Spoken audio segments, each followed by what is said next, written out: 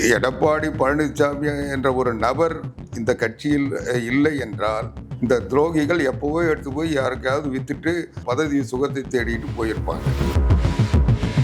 சசிகலாவை கொலைகாரின்னு சொன்னது பன்னீர்செல்வம். பன்னீர்செல்வம் வந்து ஒரு பிராடுன்னு சொன்னது தினகரன்.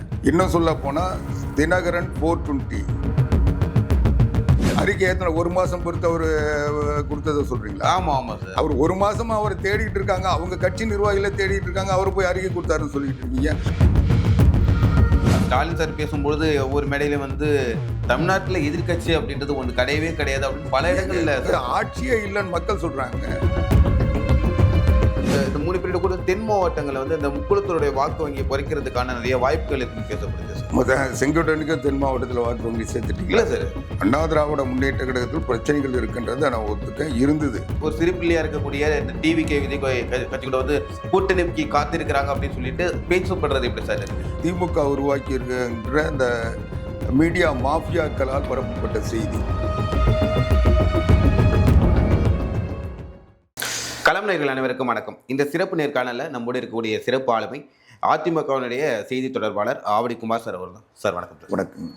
அரசியல் களம் பரபரப்பாக போயிட்டு இருக்கு 2026. நேற்று நடந்த தேவர் செய்தியில் வந்து ஓபிஎஸ், டிடிவி தினகரன், செங்கோட்டையன் 3 பேரும் செய்தியாளரை சந்தித்தது. இபிஎஸ் இல்லாத அதிமுக நாங்கள் திரளுவோம் கூட்டுவோம் அப்படின்னு சொல்றது நீங்க எப்படி சார் பாக்குறீங்க? இல்லை, அது பைத்தியக்காரத்தனம். இபிஎஸ் இல்லாமல் அதிமுக கிடையாது. அதிமுகவினுடைய ஆளுமை இபிஎஸ் தான். இவங்களுடைய துரோகத்தில் இருந்து அனைத்திந்திய அண்ணா திராவிட முன்னேற்ற கழகத்தை வீழ்த்த வேண்டும் என்று முயற்சித்த முயற்சிகளில் இருந்து, சூழ்ச்சிகளில் இருந்து, வழக்குகளில் இருந்து இந்த கட்சியை காப்பாற்றி, தொண்டர்களை காப்பாற்றி, இன்னைக்கு அனைத்திந்திய அண்ணா திராவிட முன்னேற்ற கழகம் புரட்சித் தலைவர் எம்ஜிஆர் உருவாக்கிய இந்த கட்சி அதனுடைய சின்னம் இரட்டை இலை காப்பாற்றப்பட்டது என்றால் மரியாதைக்குரிய அனைத்திந்திய அண்ணா திராவிட முன்னேற்ற கழகத்தின் பொதுச் செயலாளர் புரட்சித் தலைவர் எடப்பாடியாருடைய உழைப்பும் உணர்வும் தியாகமும் அர்ப்பணிப்பும் அவர்களுக்கு தொண்டர்களிடம் இருக்கின்ற பிடிப்பும் தான் காரணம். எடப்பாடி பழனிசாமி என்ற ஒரு நபர் இந்த கட்சியில் இல்லை என்றால், அல்லது அவரது முதலமைச்சராகவோ அதற்கு பிறகு பொதுச் செயலாளராகவோ தேர்ந்தெடுக்கப்படவில்லை என்றால் இந்த துரோகிகள் எப்போவோ எடுத்து போய் யாருக்காவது வித்துட்டு பதவி வாங்கினு பதவி சுகத்தை தேடிட்டு போயிருப்பாங்க. சார், இப்போ இந்த நிகழ்வு நடக்கும் பொழுது பிஜேபி இதை எப்படி சார் கையாளும் நினைக்கிறீங்க? ஏன்னா அதிமுக கூட்டணியில் ஒரு பிரச்சனைகள் சசலப்பு இருக்குது அப்படின்னும் பொழுது நாங்கள் பிஜேபியை வந்து திமுகவை பற்றியே கவலைப்படாதவங்க பிஜேபி பற்றி கவலைப்பட போகிறோம். பிஜேபி அவங்க கட்சி, அவங்க வளர்ச்சிக்கான முயற்சியில் அவங்க இருப்பாங்க. எல்லா கட்சியும் அதுதான் செய்வாங்க, நாங்களும் அதுதான் செஞ்சிட்ருக்கோம். அதனால் எங்களை வந்து இன்னொரு கட்சி வந்து கபலீகரம் செய்கிறதோ அல்லது அடிமைப்படுத்துகிறதோ, இன்னொரு கட்சிக்கு பயந்து நாங்கள் நடக்கிறதோ எந்த காலத்திலும் இல்லை. அதை நீங்கள் வந்து அண்ணா திராவிட முன்னேற்ற கழகத்தை பொறுத்த அளவில் புரட்சித் தலைவர் எம்ஜிஆர் காலத்திலையும் சரி, புரட்சித் தலைவர் அம்மா காலத்திலையும் சரி, அதற்கு பிறகு புரட்சித் தமிழர் எடப்பாடியார் காலத்திலும் சரி அதை நிரூபிச்சிருக்கோம். சரி, இப்போ செங்கோட்டையும் சரி, ஓபிஎஸும் சரி, டிடிவி தினகரனும் சரி, இவங்களுடைய பின்புலத்தில் யாராவது இது ஏற்கிறாங்களோ அப்படின்னு? ஏன்னா வந்து டிடிவி தினகரனும் அண்ணாமலையும் நல்ல நெருங்கிய நண்பர்கள். அதில் நீங்கள் பின்புலத்தில் யார் இயக்குறாங்கன்றது கேட்குறதே இவங்களே வந்து ஒரு என்ன சொல்கிறது, ஒரு சரியான நிலைப்பாடு உள்ளவங்க கிடையாது. அவங்க யாரை ஏமாற்றலாம், எங்கே கொள்ளடிக்கலாம், யாருடைய பணத்தில் ஆட்டிய போடலாம், யாருடைய செல்வாக்கில் நம்ம வந்து பெரிய மனுஷனாக காட்டிக்கலாம்னு நினைக்கிற சந்தர்ப்பவாதிகள்.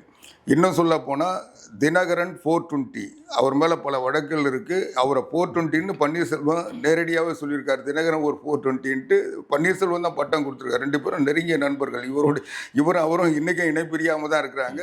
ஆரம்ப காலத்துலேருந்தே அவங்க தினகரன் தான் பன்னீர்செல்வத்தை அரசியலில் வந்து நிலைப்படுத்தினாருன்னெலாம் சொல்லுவாங்க. அதனால் அவங்கள பற்றி ஒருத்தர் சொன்னதை நீங்கள் வச்சு பார்த்தீங்கன்னாவே தினகரன் 420ன்னு சொன்னது பன்னீர்செல்வம். பன்னீர்செல்வம் வந்து ஒரு ஃப்ராடுன்னு சொன்னது தினகரன். சசிகலாவை கொலைகாரின்னு சொன்னது பன்னீர்செல்வம். அதனால் இவங்க எல்லாமே அவங்கள பற்றி அவங்களே சான்றிதழ் தந்திருக்காங்க. அது மக்கள் மனதில் எப்பவும் பதிஞ்சிருக்கும். சார், தொடர்ந்து அதிமுக மேம்பட்டத்தில் இருக்கக்கூடிய பிரச்சனைகள் பிளவுகளை பார்க்கும்போது அதிமுகவுடைய தொண்டர்கள் இருக்காங்களா சார், அவங்களுடைய மனநிலை எப்படி இருக்குன்னு? இல்லை, நீங்கள் சொன்னதில் நான் வந்து மாறுபடுறேன். அண்ணா திராவிட முன்னேற்ற கழகத்தில் பிரச்சனைகள் இருக்கின்றது நான் ஒத்துக்க இருந்தது.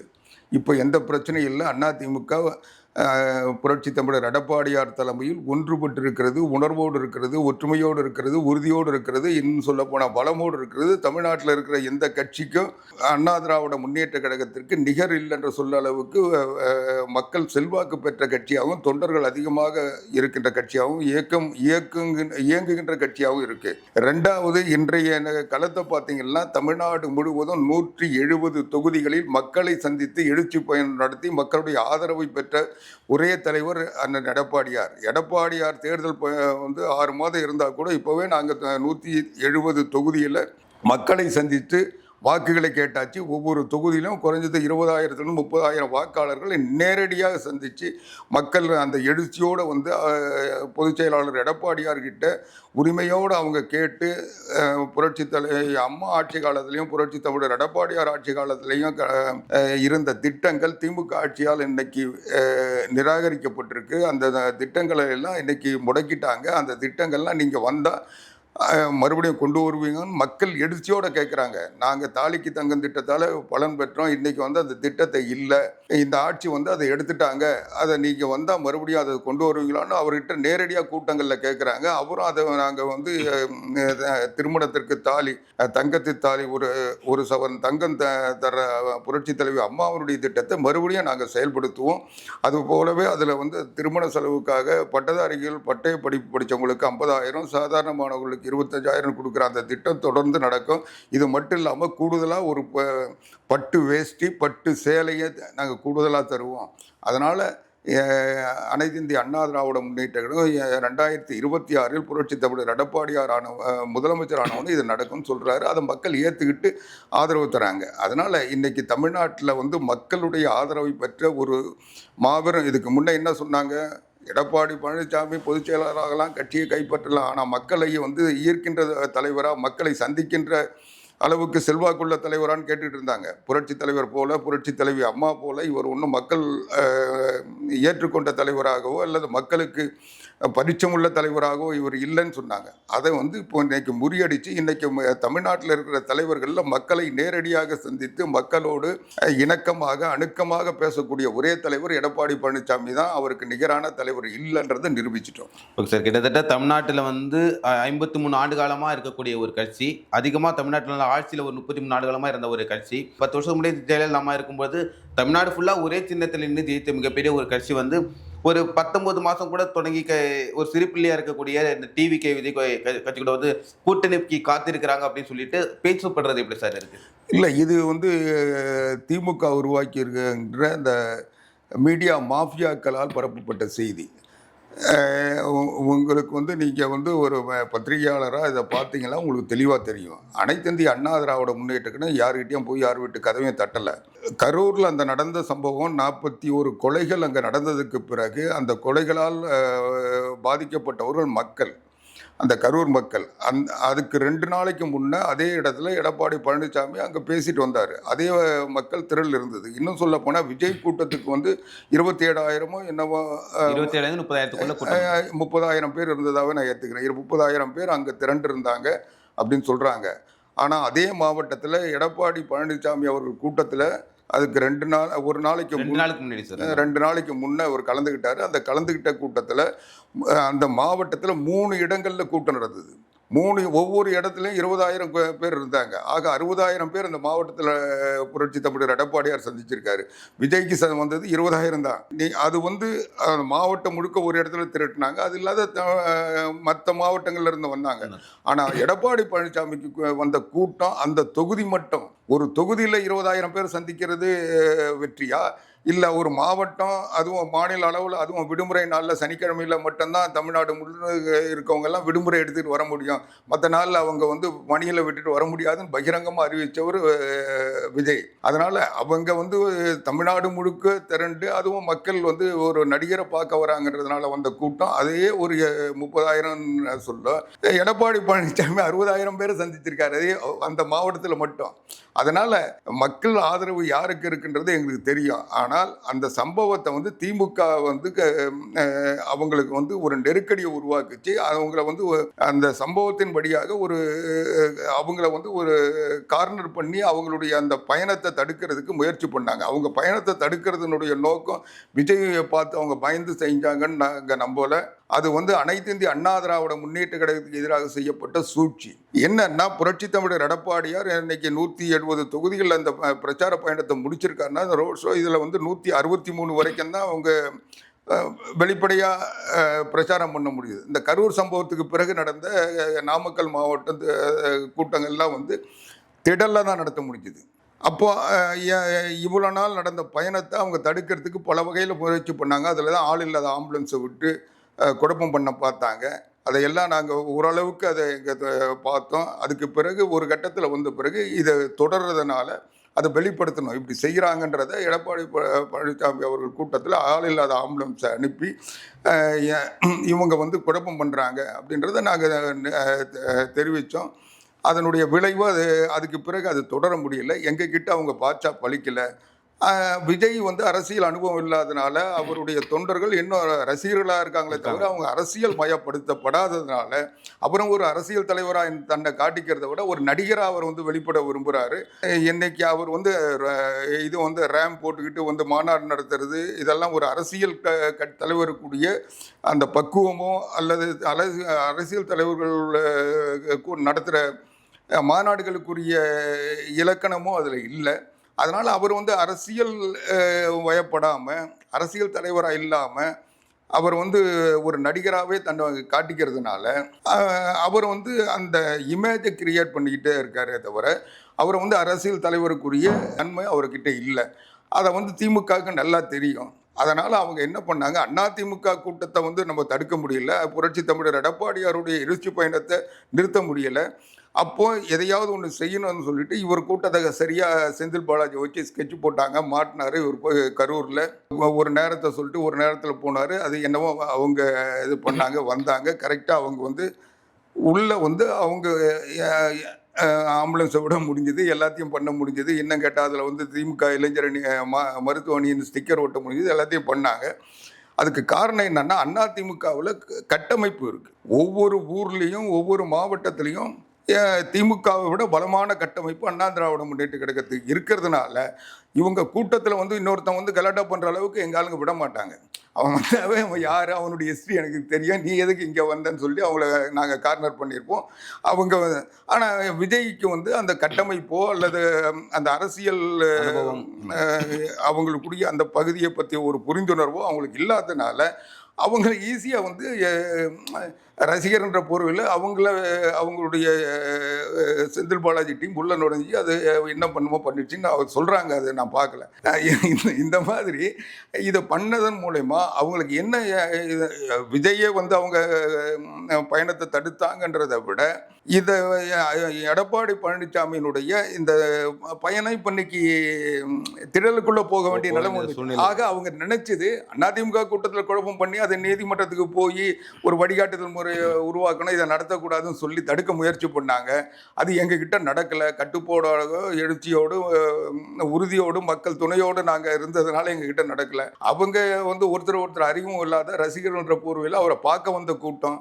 அது வந்து அதனால் அதை எளிமையாக அவங்க வந்து கரூரில் 41 உயிரை பலி கொடுக்குற அளவுக்கு ஒரு நடத்தி அவங்க முயற்சியில் வெற்றி பெற்று அதை உடனே நீதிமன்றத்துக்கு இவங்களே கொண்டு போய் அங்கே ஒரு நீதிமன்றத்தில் ஒரு தீர்ப்பு வாங்கி இன்றைக்கி வந்து தமிழ்நாடு முழுக்க இது போன்ற பயணங்கள் எடப்பாடியார் நடத்தின பயணம்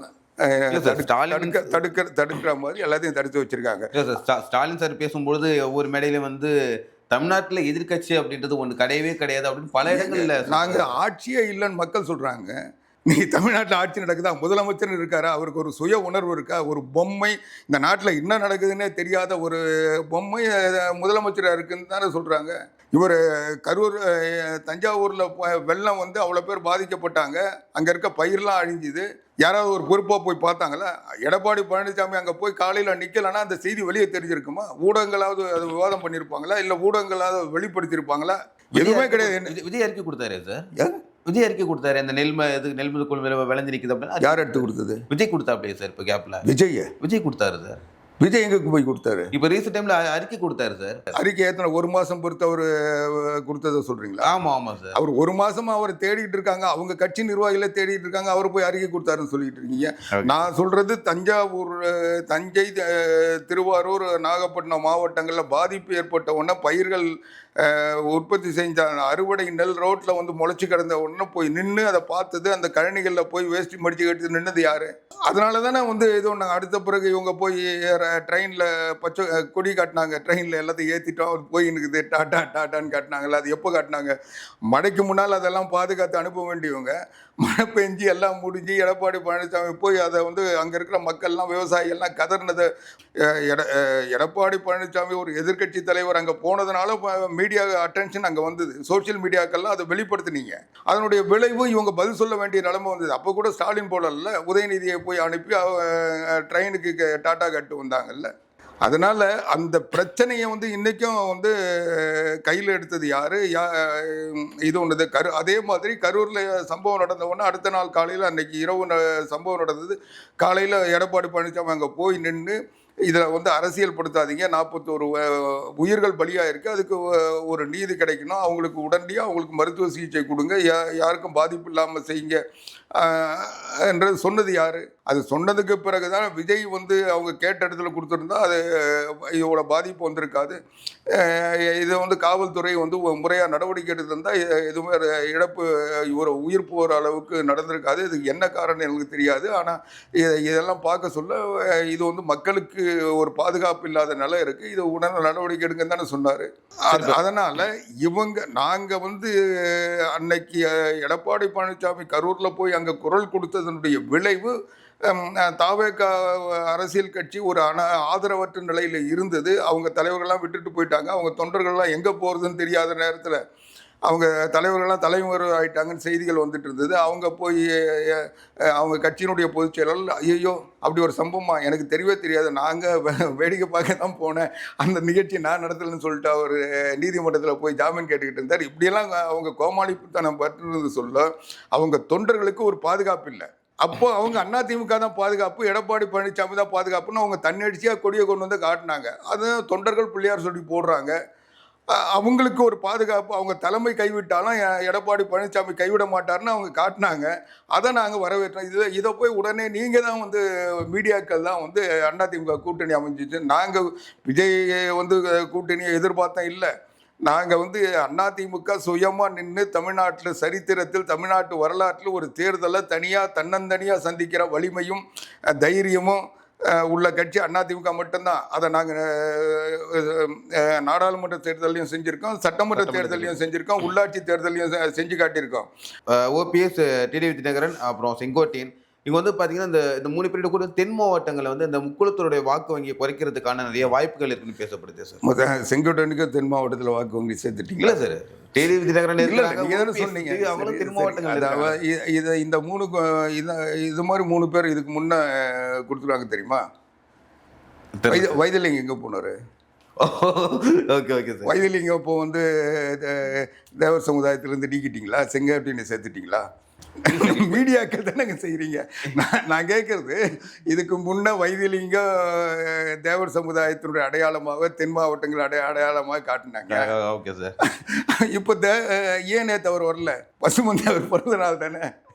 ஓகே, நீங்க அந்த சமுதாயத்துக்காக பேசுறீங்களே, அவங்க சமுதாயம் இல்லைங்க, இவங்களுக்கு அரசியல்ல இவங்க பலமாக இருக்க சொல்லலாம். அந்த சமுதாயத்தை பற்றியோ அந்த சமுதாயத்தை சார்ந்தவங்களுடைய வளர்ச்சியை பற்றியோ தென் மாவட்டங்களை பற்றியோ யாரும் பேசலை. இவங்களுக்கு பாதிப்பு வந்த உடனே இன்றைக்கி யாரும் போக்கிட இல்லை, இவங்களை சேர்க்கறதுக்கு ஆள் இல்லைன்ன உடனே எனக்கு பின்னால் ஒரு சமுதாயம் இருக்குன்னு ஒரு தோற்றம் காட்டுறாங்க. அது உண்மை இல்லை. அவங்கள நம்பி அந்த சமுதாயம் இல்லை. ஏன்னா அந்த சமுதாயம் தான் அவங்களால பாதிக்கப்பட்டது. இவங்க அந்த மன்னார்குடி மாஃபியா கொடுமையால் பாதிக்கப்பட்ட அந்த சமுதாய மக்கள் அதிகம். அந்த பேரை பயன்படுத்தி இவங்க அடித்த கொள்ளை, இவங்க இதுவெல்லாம் வந்து அடக்குமுறையெல்லாம் தாங்கினவங்க அவங்க. அதனால் அந்த மன்னார்குடி மாஃபியாவை அதுங்க எப்பவுமே அந்த சமுதாயம் ஏற்றுக்கிறது இல்லை, இப்பவும் ஏற்றுக்காது. மாதங்கள் இருக்குது, கூட்டணி எப்படி வேணாலும் அமையலாம். கண்டிப்பாக வந்து பொறுத்திருந்து பார்க்கலாம் சார். உங்களுடைய தொடர் வேலைகளுக்கு மத்தியில் எங்கள் நிலையத்துக்கு வந்து இப்படி ஒரு நேர்காணல் கொடுத்ததுக்கு மிக்க நன்றி சார். நன்றிங்க.